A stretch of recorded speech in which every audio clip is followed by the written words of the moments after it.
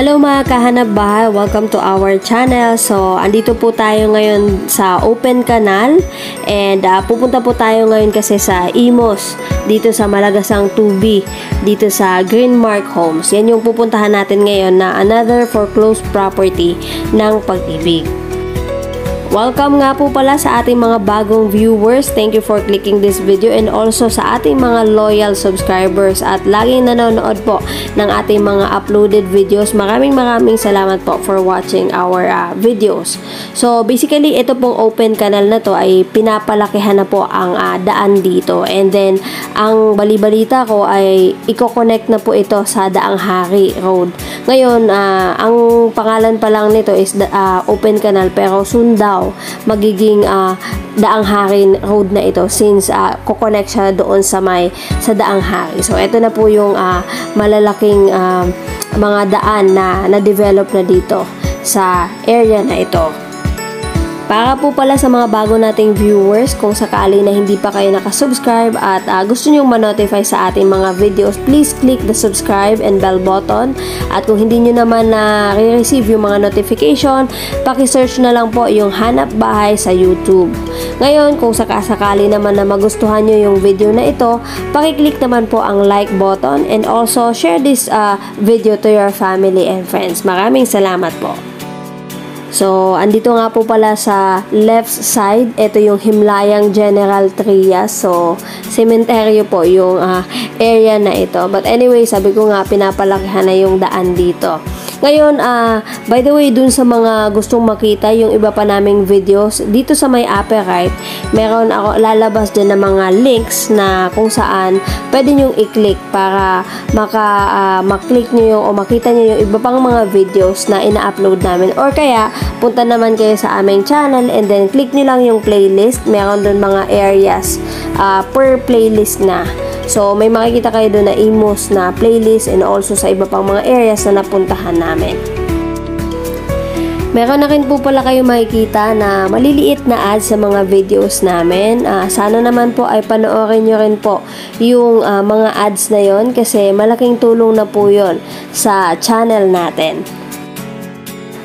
So, andito na tayo ngayon sa Imus and also makikita nyo medyo traffic sa area kasi kumbaga lumiit pa yung daan, maliit pa yung daan dito and also intersection din ito. So, talagang traffic dito sa area na ito dahil nga maliit pa lang at pinapalakihan pa lang yung area. Pero maganda kasi dito kasi ang dami-dami ng mga subdivision dito na lumalabas and also may mga future development dito rin yung area. So, I believe tataas talaga yung value or market value ng lupa dito sa Imus.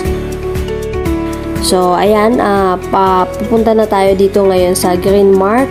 And then, itong daan na to, diretso ito sa papuntang Daang Hari. Alam niyo yung way na papuntang Formosa? Yun, doon kayo dadaan. Or, pwede rin kayong dumaan dito sa may Aguinaldo. Tapos, pwede kayong bumaba dito sa may district Imus. And then, pwede kayong sumakay na lang ng tricycle going dito sa Greenmark. Pwede rin kayo na bumaba dun sa Coastal Anabu and then dun na lang kayo sumakay din ng tricycle at sabihin nyo lang dito sa Greenmark. Ngayon, nung pandemic pa at medyo mahigpit pa, ang bayad daw sa tricycle kapag special is 50 pesos. Pero ngayon, nagpapasakay na sila mga 3-4 sa isang tricycle, so inaabot na lang ng 15 pesos per tao. Yung HOA fee pala dito is 100 pesos at meron din silang sariling tangke ng tubig. Sabi naman nung napagtanungan namin, hindi naman daw nawawala yung tubig dito. So, andito na tayo ngayon sa unit mga kahanap bahay. This is a townhouse unit with lot area of 36 square meters at floor area na 42 square meters. Ang minimum bid price sa Pag-ibig is 775,000 pesos. 3 years ago na daw po na walang nakatira dito sa bahay na ito at babae daw po yung tumira. At kung nakikita nyo, meron pa siyang mga kurtina sa loob. So, yung ibang gamit lang daw kasi yung kinuha nung babae.